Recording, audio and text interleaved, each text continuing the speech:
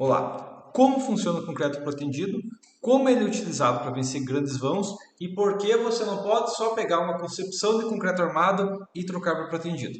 Primeira questão é, vamos imaginar que eu tenho uma viga aqui, uma viga vista de lado e eu vou fazer um corte nessa linha rosa. Então vou pegar minha viga e analisar ela, cortando ela, digamos, bem no meio, para verificar o comportamento dela. Okay? Uma viga de concreto armado para a gente entender a primeira questão. A questão é, quando eu tenho uma viga e eu aplico uma carga nela, como que ela se comporta? Inicialmente, uma viga se comporta assim, onde ela vai basicamente ter uma linha neutra na metade da altura dela, ok? Se for um momento fletor positivo, o topo vai estar comprimido, quanto mais no topo, mais comprimido, e a base vai estar tracionada, ok? Se eu tentar fazer isso no concreto, eu vou ver que não dá certo. Por quê? Bom, vamos ver. Isso aqui vai acontecer na viga, se não for ver isso perceptível, né? O topo vai comprimir, a base vai tracionar. Bom, se eu tentar numa viga de concreto, vai acontecer o seguinte. Imaginando 4 kgfm, ok? Que é um momento fletor normal aí para uma viga de 14 por 40, que sai com a taxa de aço um pouquinho maior, mas nada absurdo. A resistência à tração de um concreto lá, FCK25, é tipo 20 kg por centímetro quadrado. A compressão é 250 kg por centímetro quadrado, ok? Se eu pegar o momento fletor majorado, que 4 kgfm vira 400 kgfm, major coeficiente de segurança de 1.4, 560 kgfm. E eu vou ter que dividir por um valor que ele fica entre o W e o Z, ok? W seria como assim? O que são esses fatores? W é a resistência da seção totalmente elástica, ok? E Z é a seção plástica, ou seja, a seção se o material tivesse uma deformação infinita, ok? Como isso não acontece, falha antes, né? Então a gente vai trabalhar com meio termo disso aqui, que é uma interpolação que a gente vai fazer, mas a questão crítica é que se eu pego uma viga e aplico um MK, um momento fletor, né, não majorado, de 4 kgfm, eu vou ter uma tensão de 117 kg por centímetro quadrado. Ok, bom, concreto ele já resiste mais que o dobro, então não é problema, correto? Mas na tração ele não suporta nem 20% disso. É 117 kg e ele suporta 20 kg, não dá, ok? Então meu concreto falha na tração muito antes de começar a compressão, ok? E ele começa a fissurar, entendido? Aqui a gente entra na questão, tá? Sabendo que meu concreto vai fissurar, ou ele tem risco de fissurar e tudo mais, a gente coloca aço no concreto para ele virar armado, beleza? Então, o que acontece é o seguinte, o concreto fissura e o aço pega toda essa tração para ele. Entendido? Tá? Então, ao invés de ter o concreto resistindo compressão e tração, eu vou ter um comportamento assim, ó. O aço, o concreto vai fissurar, a linha neutra vai subir, ok? A linha neutra vai começar a subir, dela vai engajar o topo do concreto, que é mais felicitado, ok? E fissurando, a linha neutra vai subindo mais, eu vou ter um comportamento assim, ó. Onde eu tenho uma pequena região de compressão pesada, tá? Só para imaginar aqui, ó. Essa linha aqui reta seria a linha onde, digamos, a seção estava, ok? E como que ela ficou depois deformada, certo? Claro, uma escala muito maior, mas você entendeu o conceito, ok? A questão é que ela tracionou na base, comprimiu no topo, então ela está maior na base, menor no topo. Ok? E acontece uma coisa assim, onde nós temos uma região comprimida no topo, ok? Tem uma curva que, se quiser, a norma permite simplificar isso só com um retângulo, mas você entendeu a questão. E na base está tracionado, onde toda aqui é deformação e aqui é tensão. Você pode ver que no topo comprimido a resistência está por todo o concreto, mas na base tracionado é só onde tem aço. Isso que é questão importante. Então, todo o concreto que fica abaixo da linha neutra não ajuda na flexão. Okay? Tá? Ele e nada na flexão é a mesma coisa, porque ele vai fissurar. Entendido? Ou ele tem risco de fissurar quando chegar na carga limite. Né? Você vai falar, tá, eu vou ter o coeficiente de segurança, beleza, então ele não vai chegar nesse ponto de fissuração, mas você entendeu a questão. Tá? Que daí a questão é o seguinte, ó. A viga, vamos pensar uma viga de 14 por 30, tá? A inércia bruta dela é de 75 mil centímetros na quarta. Okay? Isso aqui seria tipo a resistência da peça à deformação. Ok? Porém fissurada. Imagina uma viga, sei lá, com 14 por 40, com 4 kgfm, a gente uma viga com 2 ferros de 16. É uma taxa de aço de respeito, mas nada absurdo. Tá? Essa viga vai de 75 mil centímetros na quarta para 30. Ok? Então, ela perde 60% da resistência fissurada. É sempre 60%? Não. Porque se tivesse mais aço, seria mais. Se tivesse menos aço, seria menos. ok? Tá? Mas isso é uma ideia básica. A gente vai perder mais da metade da resistência ao fissurar normalmente tranquilo, tá? Uma viga dessas, está falando taxa de aço um pouco menos que 1%, ok? Que geralmente a gente vai trabalhar a taxa de aço sempre possível até 1%, então a gente perde mais da metade da inércia fissurada, ok? Se essa viga fosse 30 por 40, ou seja, eu alargo bastante minha viga, enquanto reduz a taxa de aço? Não reduz em nada.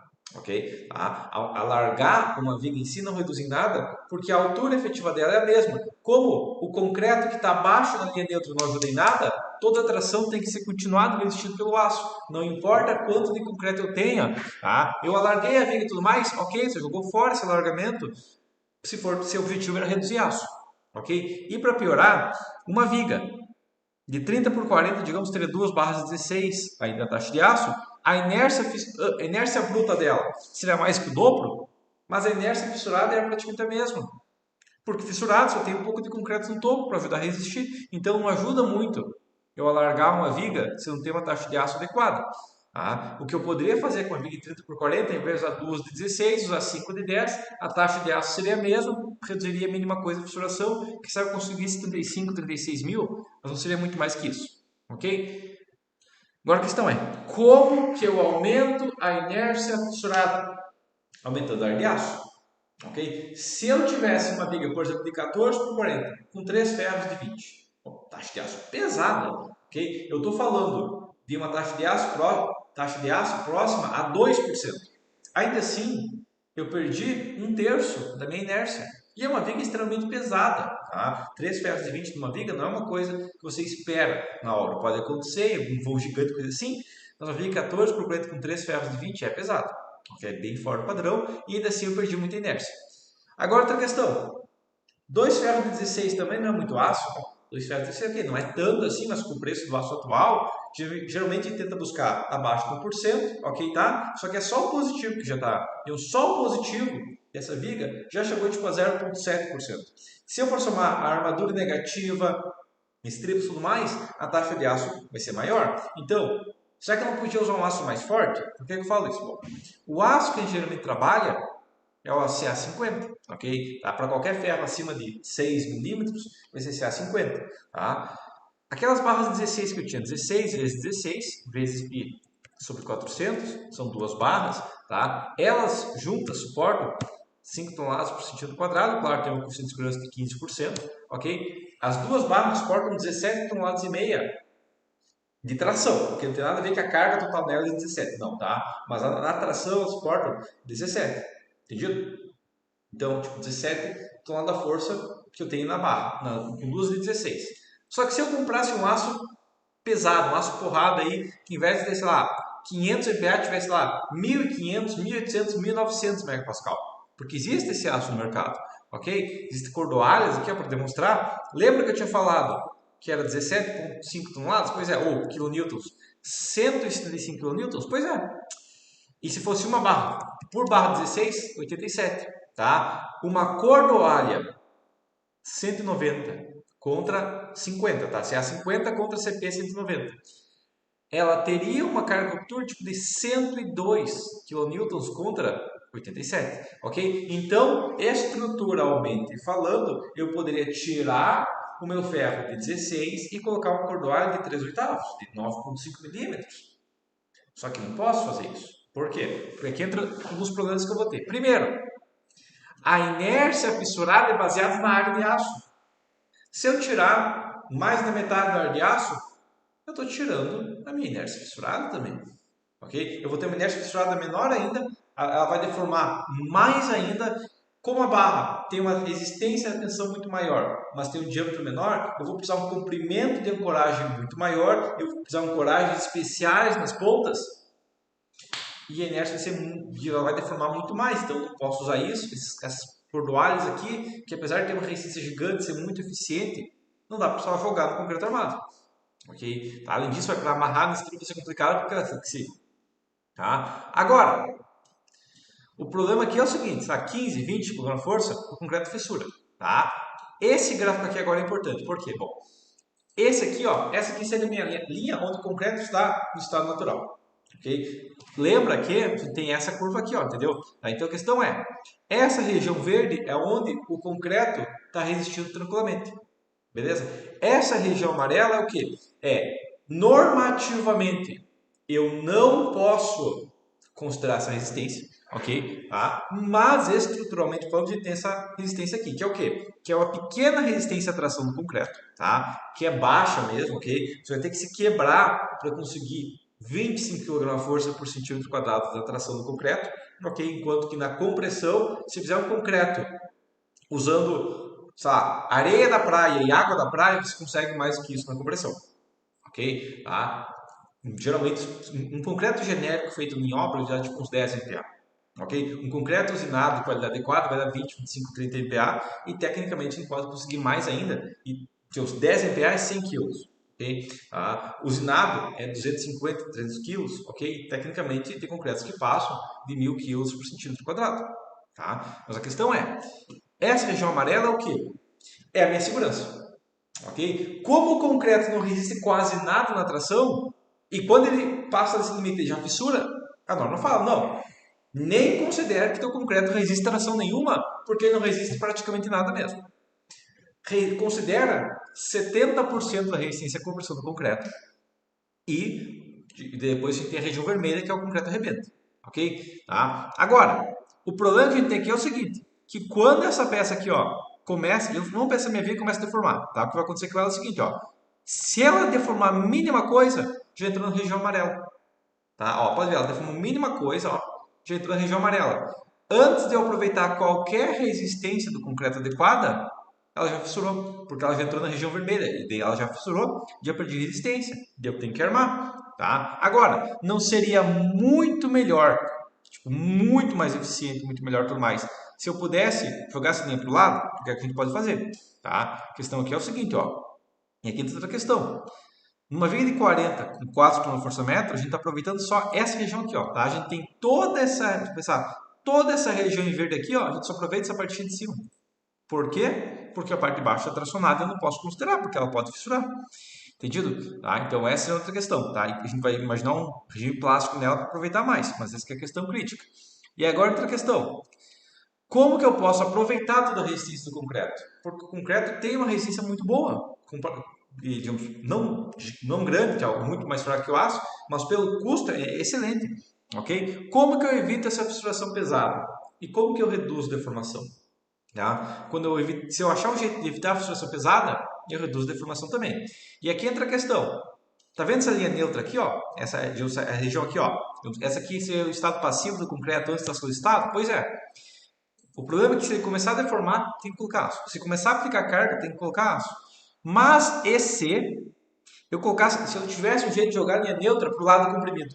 Ok? Então, se eu tivesse um material que fosse assim, tipo madeira é assim, aço é assim, ok? Tá? O que aconteceria seria o seguinte, que ele poderia ter, digamos, uma deformação, ok? Poderia ter uma deformação considerável, até um certo limite, claro, a gente pode dimensionar, sem problemas em relação a ele falhar, porque ele está no domínio verde aqui, ó, entendeu? No domínio verde ele resiste, tá? Agora a questão é, vamos imaginar que a tensão admissível seja 150 kg por centímetro quadrado, ok? Se eu pegar 150 kg, multiplicar pela seção e dividir por 2, ou seja, se eu pegar essa linha que estava aqui, ó, e jogar até metade do caminho, até a outra ponta aqui, ela vai ficar bem no meio para resistir essa flexão.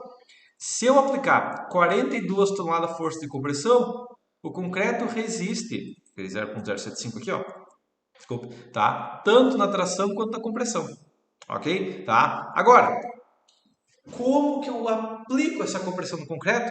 Bom, eu deixo um furo nele ou eu já deixo um cabo lá dentro, tá? Mas eu deixo um cabo no concreto e eu estico, então eu ancoro ele numa ponta, ancoro na outra ponta, ok? Tu coloca um sistema ali para prender no lugar, ok? E estico, funciona ali, né? O meu concreto, o meu cabo de aço. Quando eu estico, ele vai comprimir o concreto, porque quando eu esticando, estou reduzindo o tamanho dele, o concreto vai impedir ele de reduzir, então vai comprimir o meu concreto. Ok? Agora, isso aqui vai garantir 75 kg na força por centímetro quadrado. Quanto que eu tinha de carga mesmo? 117. Não dá, né? Tá, correto. Agora a gente entra numa questão. Ok, essa linha aqui, ó, eu puxei ela para a esquerda. Mas por que eu puxei ela para a esquerda? Bom, porque a questão é que quando eu for rotacionar meu concreto aqui, ó, o que vai acontecer? A parte de baixo vai para o lado tracionado, a parte de cima vai para o lado comprimido. Mas eu tenho parte sobrando aqui. Por que eu joguei essa linha toda para a esquerda, em vez de jogar só a parte de baixo para a esquerda? Tá? Eu poderia ter feito isso aqui, ó. Eu poderia ter comprimido a parte de baixo. Como? Tá?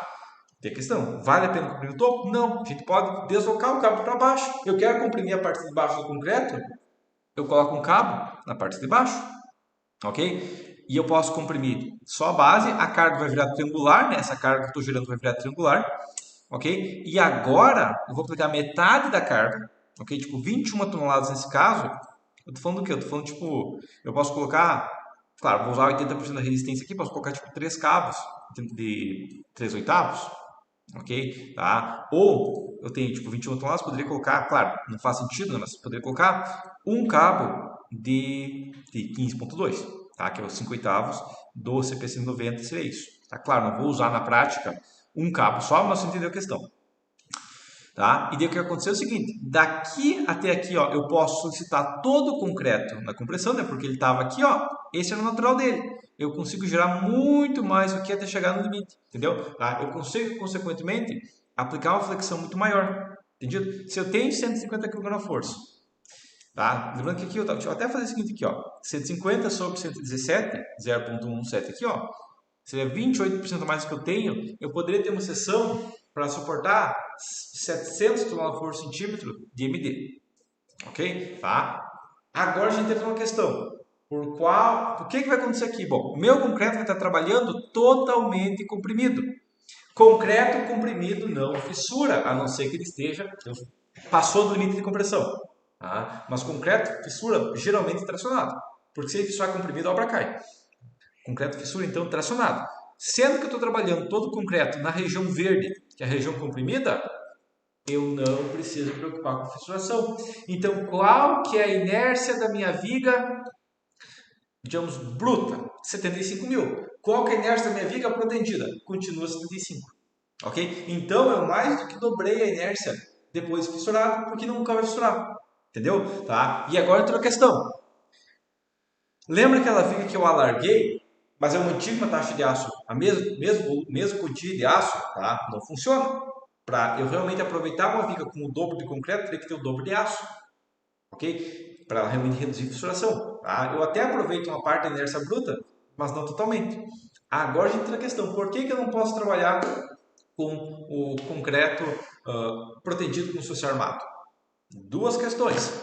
Primeira questão é que no concreto protendido, eu tenho muito mais vantagem em alargar a minha seção. Porque no concreto protendido, se eu alargar a minha seção, eu tenho certeza absoluta que a inércia dobra. Eu dobro a largura, eu dobro a inércia. Ok? E dobra a largura, não vai ter fissurada, então dobra a inércia e ponto, acabou. Não é que nem concreto armado que eu dobro a largura e a inércia fissurada fica praticamente a mesma coisa. Ok? E próxima questão é que no concreto protendido, se eu dobro o FCK, eu dobro a resistência. Ok? Eu não preciso, claro, vou ter que colocar mais cabos de aço, mas a questão é que no concreto protendido, eu posso trabalhar com FCK maior e, consequentemente, eu aproveito muito mais FCK. Ok? Inclusive, eu posso usar o FCK maior para reduzir a largura da seção, ok? Ou para reduzir a altura. Tá? Geralmente, vai trabalhar com proteção, a gente alarga a peça, a gente coloca mais cabos de proteção, um FCK maior, e em troca disso, a gente reduz a altura. Okay? É porque é mais eficiente reduzir a altura? Não. É porque esse sistema construtivo não vai exigir mais aço para uma peça. Ele vai chegar, não vai tanto a mais de aço para, por exemplo, reduzir flash e tudo mais, porque não é um problema tão crítico nele, ok? Mas lembrando que eu ainda tenho uma inércia limite, né? Que é a inércia bruta, ok? Agora outra questão. Pô, mais do que dobrei a inércia, tá? Porque a inércia fissurada é menos da metade. O concreto protendido tem mais uma vantagem, que é o que? Tá? Escreve aqui a mesma coisa, mas a questão é, eu tenho minha viga aqui, certo? Como que geralmente minha viga deforma com a flecha? Eu faço um arco, tá? Agora, o que acontece com a minha viga se eu coloco uma carga de compressão abaixo do eixo dela, ela vai naturalmente ter uma contraflecha, ok? Então, uma viga protendida, ela vai ter uma contraflecha natural quando eu estico os cabos, ok? Então, não só eu tenho uma inércia garantida, eu tenho uma inércia bruta garantida, ok? Não é que eu tenho mais inércia, tá? A inércia é a mesma, eu só tenho certeza absoluta que eu não vou perder inércia. Ou seja, se eu tenho 75 mil de inércia, eu sei que eu tenho. Eu sei que mês que vem eu vou voltar lá e tem 75 mil. Eu não vou, vai fissurar e eu vou perder inércia. Isso não acontece na proteção, ok? Tá? E a segunda questão é, aqui a gente vai separar um pós-tensionado e pré-tensionado, mas a regra é o quê? No pós-tensionado, eu posso aplicar um contraflex na seção tranquilamente e quando eu esticar os cabos depois, vai levantar mais ainda, ok? Vai gerar uma contraflecha maior ainda. Basicamente, a única maneira que a gente tem de gerar contraflecha depois concretado é com o protendido, ok? Agora, no pré-moldado, onde fazer uma forma inclinada é muito mais complicado, eu já garanto que eu tenho contraflecha também. Ok? Por quê? Porque quando eu cortar os cabos, gera contraflecha. Né? Que no pré-moldado eu corto os cabos, eu jogo o cabo antes, né? E tensiono, enquanto no pós eu deixo um furo ali e passo o cabo por dentro. Entendido? Então, essa que seria a questão do aproveitamento de uns vãos maiores por protendido. Ok? Agora, igual eu falei, os dois tipos de protendido que eu tenho é, número 1, pré-tensionado. O pré-tensionado seria o mais simples. Ok? Eu recomendo começar pelo pré-tensionado, que é como?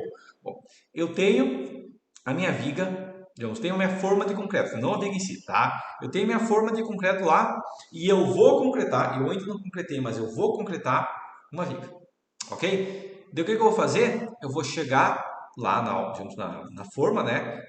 Vou prender de um lado um cabo e vou esticar. Ok? E eu vou esticar um cabo e deixar um cabo esticado na forma, ok? Depois de tensionar esse cabo, tá? Tecnicamente poderia ser enquanto o concreto está fresco, mas é feito antes, até porque vai gerar deformações pequenas nas formas. Eu concreto essa viga, ok? Eu espero essa viga curar.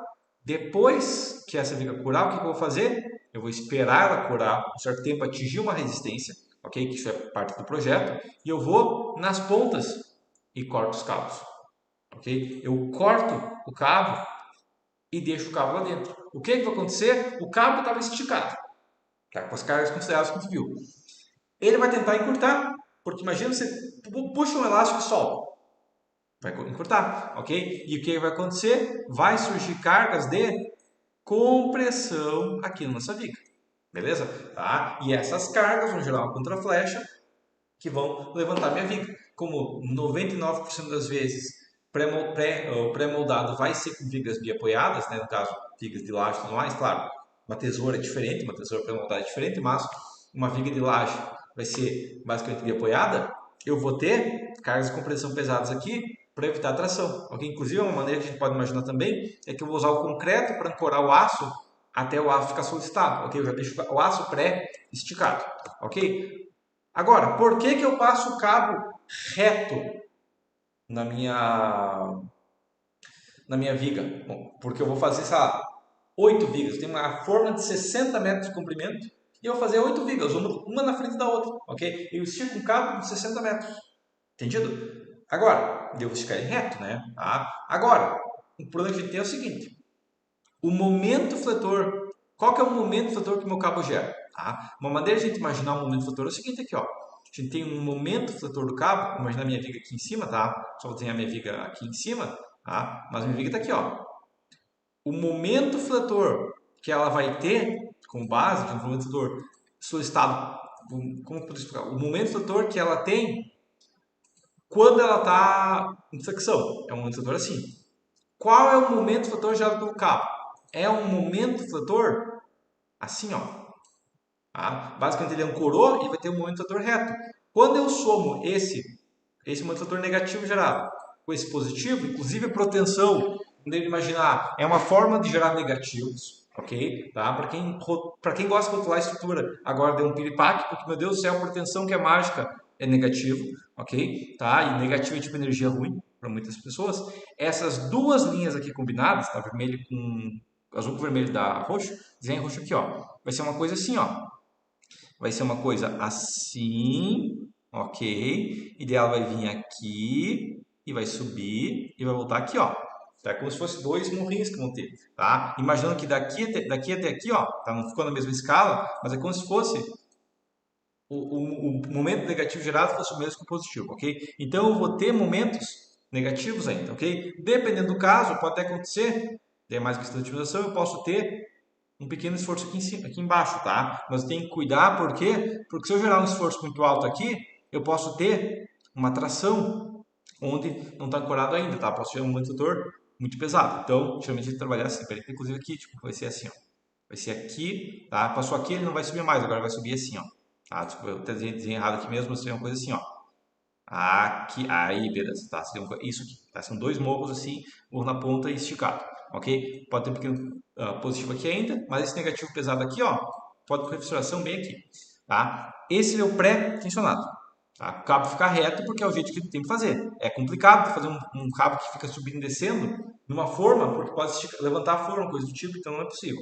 Agora, esse é o como o ponto crítico do cabo de uma viga pré-tensionada é bem aqui, ó, tá? Ele acontece por quê? Porque o cabo está muito abaixo. Seria muito mais eficiente se ao invés do cabo tivesse assim desse jeito que ele está, ó, eu tivesse um cabo, por exemplo, aqui, ó, assim, ó, para minha apoiada, assim, ó. Primeiro que ele pode começar mais alto e segundo que ele pode, digamos, passar por aqui, ó, mais baixo aqui, ó. Certo? O que, que eu vou ter de vantagem aqui? Bom, no meio que eu preciso de resistência à flexão, eu tenho o cabo mais embaixo, ele vai garantir uma resistência maior. E nas pontas, onde eu não quero resistência, não quero gerar negativos, porque já teria negativo, ou não teria positivo, né? Ele fica mais em cima, gerando apenas compressão e aumentando a resistência cortante. Ok? Essa curva aqui seria basicamente a curva de momento do rotor. Aqui tem umas pequenas diferenças, mas é esse princípio básico que você tem que entender. Ok? Tá? A diferença vai ser apenas por adequação. Ok? Então, no pós-tensionado, o que eu faço é diferente. Tá? Então, vamos imaginar agora o pós-tensionado. Eu faço as minhas formas. Ok? Geralmente formas, como é que você forma de madeira aqui, beleza? Tá? Em seguida, eu vou deixar, não um cabo em si, mas eu vou deixar um tubo aqui dentro. Ok? Então, eu vou deixar aqui dentro do concreto, vou deixar um tubo, ok? Qual a função desse tubo? Basicamente, a função desse tubo é que depois eu consigo passar um cabo, ok? Então, eu deixo um tubo ali dentro do concreto, beleza?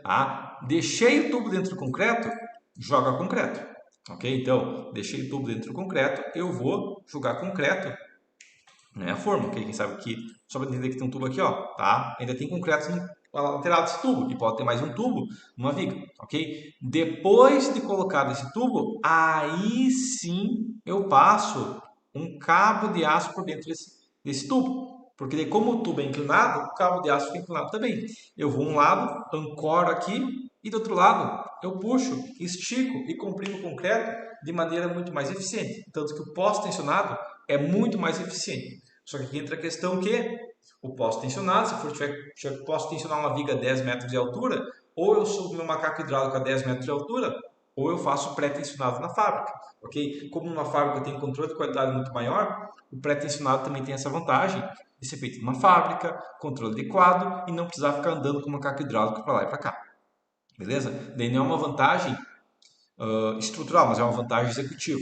Entendido? Tá? Mas esses conceitos são os críticos pro tendido, ok? É para garantir inércia da seção, é para eu conseguir, digamos, usar um aço de muito mais resistência sem tantas dificuldades, ok? E ele é um método de eu aproveitar mais do concreto.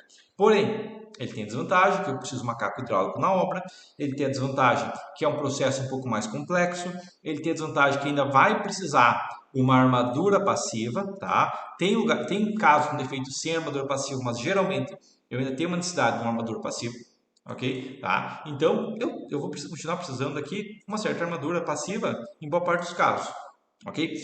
Tem essa armadura passiva, ainda tem um custo base, ainda tem estribos e tudo mais, mas é um sistema que eu aproveito muito mais o concreto. Quais são as principais aplicações? peças onde eu tenho que limitar a altura.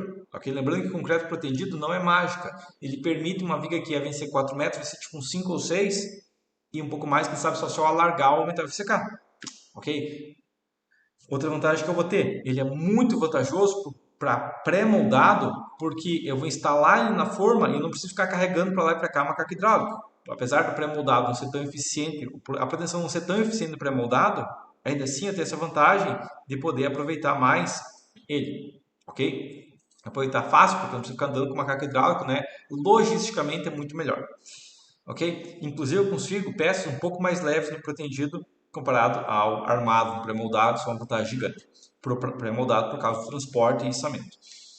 Depois disso, ele consegue gerar uma economia de materiais, porém, como ele tem um custo de maquinário maior, ele é eficiente para grandes voos. Agora, uma pergunta que me fazem sempre. Gilberto, estou calculando um sobrado e tem um vão grande. Compensa colocar no vão grande uma viga protegida? Não, não compensa. Por quê? Porque uma viga protegida é muito mais fácil colocar mais aço. Ok? Você tem que pensar que você vai ter um custo fixo para aplicar proteção na sua obra. Ok? Não é que uma viga protegida custa 3 mil e duas vigas protegidas custam 6 mil. Não. Tá? O que vai acontecer é o seguinte: você vai ter um custo de transporte, de instalação, de equipamentos mais digamos, do macaco hidráulico. Então seria tipo assim: uma viga protegida você vai pagar tipo 5 mil, a próxima é 1.000, entendeu? Porque a próxima você não precisa transportar de novo, tá? Quem sabe só deslocar um pouquinho na obra, mas é um custo muito menor do que todo o frete, todo os deslocamentos que você teria para pegar o macaco hidráulico da empresa e levar até a sua obra. Daí a primeira proteção é tudo isso. A segunda é só pegar o macaco hidráulico e levar 5 metros para o lado, ok? Tá? Então, geralmente, a proteção a gente vai aplicar no obra como um todo, se possível, ok? Ou em toda a laje da obra, que sabe, as vigas são armadas, mas a laje é protegida, ou as vigas são protegidas e a laje é armada, ok? É um caso específico, mas dificilmente vai acontecer de eu tipo, fazer uma viga protegida e ser eficiente isso. Pode acontecer em casos especiais, mas geralmente é quando não estou buscando eficiência, estou achando uma solução, ok? Eu sei que vai gastar bastante, mas é a única solução que eu tenho, ok? Não, tipo, é isso ou não tem, tá? E a outra questão seria que como explicar? Que a proteção, ela basicamente, ela vai ter, nunca vai ser eficiente para pilares, ok? A não ser que sejam pilares que não têm compressão, tipo um pilar de galpão, coisa do tipo, ela não vai ser eficiente, por quê? Porque a proteção, ela tem eficiência ela vai gerar uma compressão, ok? Eu estou forçando o concreto a trabalhar comprimido, ok? Eu tenho um pilar, ele tem 100 toneladas de compressão. Como que eu forço ele a trabalhar comprimido? Você não precisa forçar ele a trabalhar comprimido, ele já trabalha comprimido, ok? Tá? Não precisa se preocupar com isso em pilares, ok? Eu vou me preocupar em peças que poderiam ter tração, ok? Que seria o quê? Seriam vigas, lajes, que basicamente sempre vão ter tração, pilares bem esbeltos, porque a compressão vai ter a desvantagem de gerar uma flexão nele, então não é recomendado, ok? Mas tecnicamente seria uma possibilidade, ok? Ou pilares que não têm compressão, como por exemplo o pilar de um galpão, que aí não tem problema. Eu vou aplicar 50 toneladas de compressão nesse pilar, porque esse pilar não tinha nenhuma, e eu sei que até um certo nível a compressão vai auxiliar meu concreto.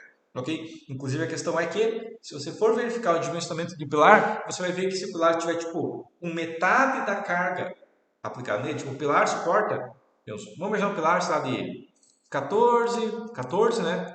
Por 30, ok? Esse caso de 25, tá colocando com segurança, tá? Um pilar desses tecnicamente suporta tipo 60 toneladas se não houvesse flexão, ok? Tá? Como eu tenho a coeficiente de segurança no meu dimensionamento e eu vou usar no máximo 50%, numa V0.5 agora ter colocado 2 vezes para contrabalancear, mas a questão é, até umas 22 toneladas, um pilar de 14 por 30, ele vai estar com uma taxa de aço tranquila, ok? Quando passa disso, ele começa a ter uma taxa de aço absurda, ok? E é isso que acontece geralmente em pilares, que é o quê? Que eu quero, se eu quiser uma taxa de aço mínima, eu vou trabalhar com metade da seção em compressão, ok? Então, eu calculo quanto que a seção existe em compressão e vou usar até metade disso, porque ele vai ser muito mais eficiente, ok? Posso passar disso, geralmente em prédio a gente vai passar disso para não ter uma seção gigante de pilar, ok? Para não ter um peso de concreto tão pesado, mas em um pilar de casas, sobrados e tudo mais, eu vou tentar trabalhar até esse limite, porque ele é muito mais eficiente, o concreto é muito mais eficiente, próximo a esse limite, onde ele está aproximadamente 50% dele comprimido. Beleza? Mas por enquanto seria isso e até a próxima.